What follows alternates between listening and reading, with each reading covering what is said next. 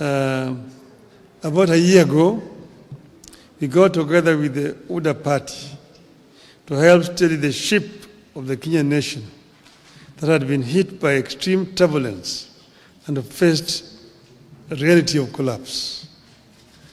Some people may not even know exactly where we were. But because I had a first inside impression of what was happening, we were very much almost on the precipice.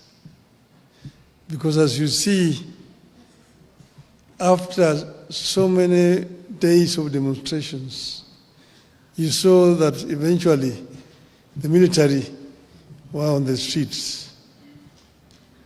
And they were on the streets, of course, they were fairly civil to the wananchi at that time. But that was because they had not been given instructions. And you know, there is what you always all the time talk about, the chief of defense forces.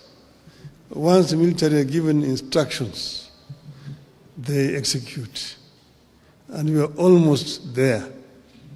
We're almost there. So he said it's better to have a country that is civil, where leadership can be replaced through the ballot rather than through the bullets.